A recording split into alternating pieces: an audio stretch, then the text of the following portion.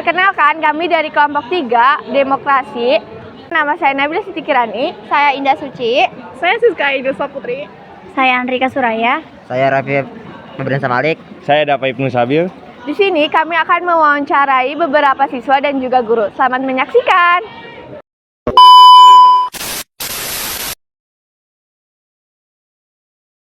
Assalamualaikum warahmatullahi wabarakatuh. Perkenalkan, nama saya Indah. Nama saya Bu Yulita. Di sini saya pengen nanya ke Ibu tentang masalah pemilu ya, Bu. Saya mau tanya, adakah perbedaan pemilu tahun 2019 dengan pemilu 2024? Perbedaannya jelas ada ya.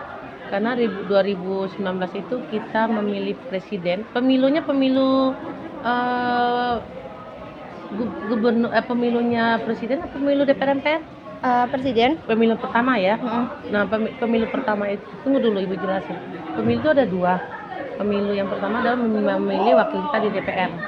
Yang kedua baru memilih, setelah DPR terpilih baru kita memilih presiden. Nah, pemilu 1999 itu kita memilih presiden yang dimenangkan tetap oleh Pak Jokowi.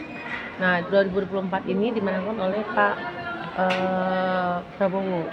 Nah, untuk pemilu bahasa itu ya bahasanya kalau kita belajar di PPKN atau di sejarah, pemilu itu tidak jurdil. Ya, tidak jurdil karena pemilu sebelum tahun-tahun sebelumnya, contoh pemilu tahun 1995 itu udah pemilu yang jurdil. Jadi tidak ada money politik. Nah, bedanya dengan 2019 dengan 2024 itu hampir sama, tidak jurdil ya, karena ada money politik di dalamnya. Money politik itu adalah politik uang di dalam satu partai politik, itu aja. Terus yang kedua, ada bagaimana sih pendapat Ibu tentang pemilu presiden yang sudah berlangsung kemarin? Ya, menurut saya sih dengan adanya quick count itu membawa pengaruh kepada mentalitas suatu bangsa, sistem demokrasi yang tidak terbuka. Ya, jadi sistem demokrasi kita itu tidak jujur. Jadi udah ada permainan politik di dalam, politik berdominan bergerak di dalamnya. Terus yang terakhir, ada permasalahan yang terjadi dalam pemilu presiden yang sudah berlangsung, itu menurut Ibu gimana masalah yang terjadinya? Masalahnya ya sifatnya ini aja sih ya, tentatif, tergantung objek yang mengalaminya. Ya, kalau kami pegawai negeri ya masalah tidak ada, tetap seperti biasa aja ya. Jadi mau presidennya siapapun, yang jelas kita tetap tertib, aman dan bahagia. Semua itu aja harapan kita ke depan. Mudah-mudahan pemilu kita berikutnya yang diharapkan adalah jurdil.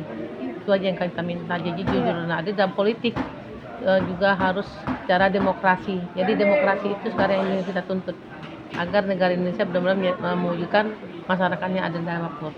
Oke. Udah gitu aja pertanyaannya, Bu. Terima kasih banyak atas bantuannya.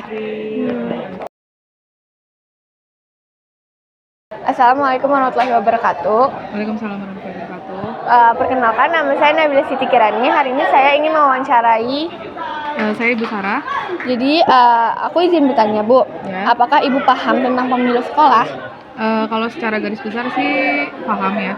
Kurang lebih yang awalnya itu prosesnya ada penyaringan calon, kemudian nanti akan ada penetapan calon, lalu ada proses pemilu, kampanye, kemudian ada proses debat antar calon, baru kemudian pemungutan suara di TPS gitu sih. Terus selanjutnya, apakah menurut Ibu pemilu sekolah itu seperti apa sih, Bu? Ya, yang tadi Ibu jelaskan ya. Dan juga pemilu sekolah itu untuk menentukan ketua OSIS, juga ketua MPK, karena nantinya mereka akan menjadi perwakilan untuk menyuarakan pendapat terkait kebijakan sekolah yang akan berdampak positif untuk siswa maupun sekolah gitu. Oke, pertanyaan terakhir, apakah Ibu juga akan berpartisipasi dalam pemilu sekolah ini? Ya, Ibu pasti akan berpartisipasi karena satu suara itu akan mempengaruhi nasib kita, kebijakan ke depan juga, dan juga kondisi sekolah ke depan. Oke, baik ya Bu, terima kasih. Ya, sama-sama. Assalamualaikum warahmatullahi wabarakatuh. Nah, kan nama saya Dapa Ibnu Sabil. Saya Heru Hermanto SPD, Saya SMA Negeri 107 Jakarta. Saya ingin bertanya Pak, bagaimana bagaimana menurut kebebasan berpendapat atau bereaksi di Indonesia saat ini Pak?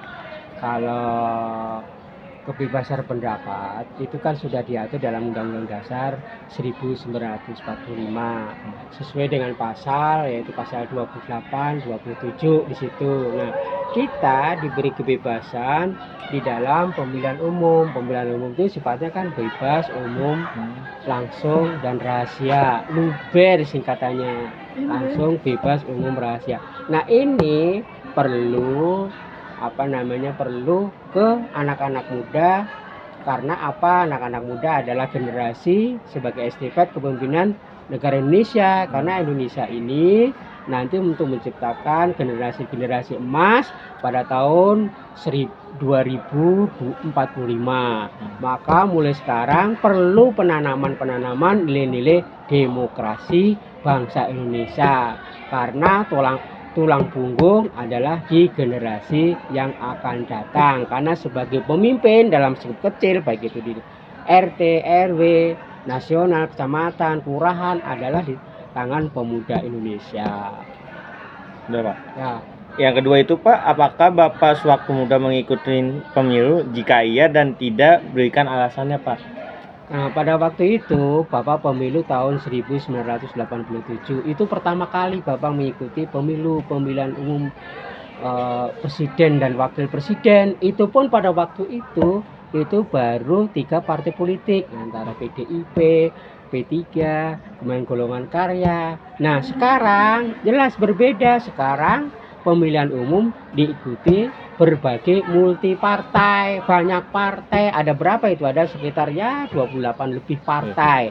Maka ada perbedaan dengan dulu dengan sekarang. Karena sekarang zaman sudah berbeda. Sekarang zaman teknologi, semua bermain pada media sosial, baik itu Instagram, TikTok, semuanya kampanye lewat seperti sekarang. Teknologi, pemanfaatan teknologi, apalagi dalam pemilihan umum ini lebih menggerakkan anak-anak muda yang kreatif di dalam pemilihan presiden dan wakil presiden. Selanjutnya itu Pak, menurut Bapak apakah terdapat perbedaan pemilu era Bapak dengan era sekarang? Jika ada, mohon penjelasannya Pak. Karena jelas ada perbedaan pada waktu saya masih muda. Saya ulang lagi, kalau dulu ketika Bapak masih muda tahun 1987 Bapak baru umur 18 tahun, dulu diikuti hanya 3 partai. Sekarang diikuti berbagai multi partai. Jelas berbeda di dalam pemilihan umum, pemilihan nilai-nilai demokrasi. Jelas berbeda, jauh berbeda dengan masa lalu. Sekian dan terima kasih Pak atas informasinya Pak. Assalamualaikum warahmatullahi wabarakatuh. Perkenalkan, nama saya Siska Aidusa Putri dari kelas 11C. Saya dan Ibu Ahlia. Saya ingin mewawancarai Bu Ahlia. Yang pertama itu, menurut Ibu kriteria calon pemimpin yang layak memimpin Jakarta dalam 5 tahun ke depan.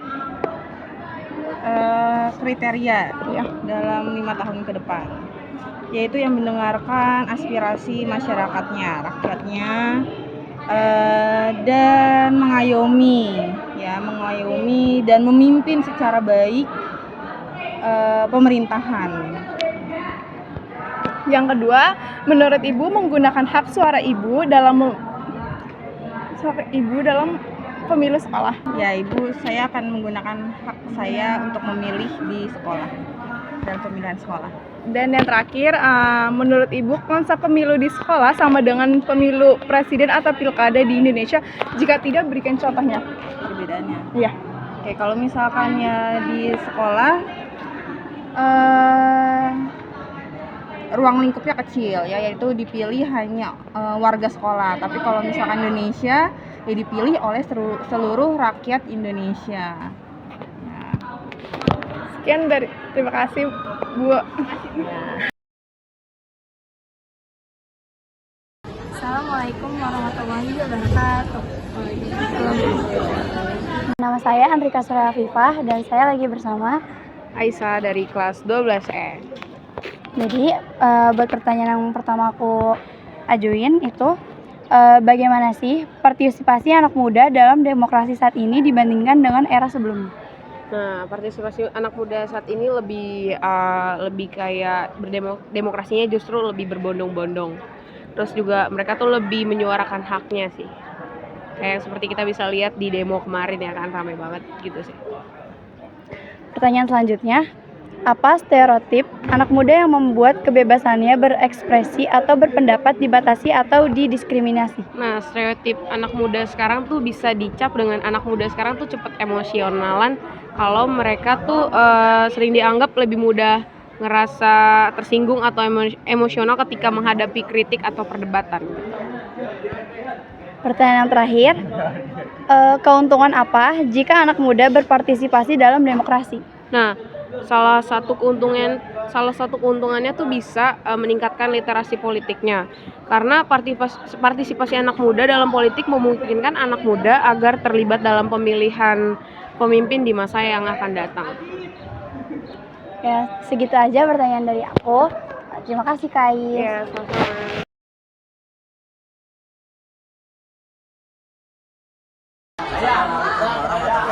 Waalaikumsalam warahmatullahi wabarakatuh. Nama saya Raffi Febrian Sabalik dari kelas 11C akan melakukan wawancara terhadap anak kelas 12. Namanya siapa, Kak? Nama saya Muhammad Sefardiansa dari kelas 12F. Ya. Saya akan menanyakan ada 3 pertanyaan. Yang pertama itu, mengapa anak muda harus berpartisipasi dalam demokrasi? Ada beberapa hal sih yang penting. Jadi yang pertama itu agar mereka bisa menentukan pemimpin yang tepat untuk negeri ini dan juga bisa berdampak ke depannya bagaimana program kerjanya dan juga berakibat baik ataupun buruk gitu. Terus yang kedua itu, apa yang perlu dilakukan agar anak muda dapat berpartisipasi dalam demokrasi, Kak? Yang pastinya harus di atas 17 tahun ya dan mempunyai KTP dan juga mempunyai identitas yang terdaftar di Indonesia. Terus selanjutnya harus mempunyai pemikiran yang benar kritis gitu tentang demokrasi agar bisa menentukan pemimpin yang tepat gitu tadi yang saya bilang. Ya, gitu. Yang ketiga itu, apakah dalam pilkada mendatang Anda akan ikut berpartisipasi? Ya, saya akan ikut berpartisipasi dalam pilkada selanjutnya. Sekian, terima kasih. Wassalamualaikum warahmatullahi wabarakatuh. Sekian dari kelompok 3 video wawancara tentang demokrasi. Kurang lebihnya mohon maaf. Wassalamualaikum warahmatullahi wabarakatuh.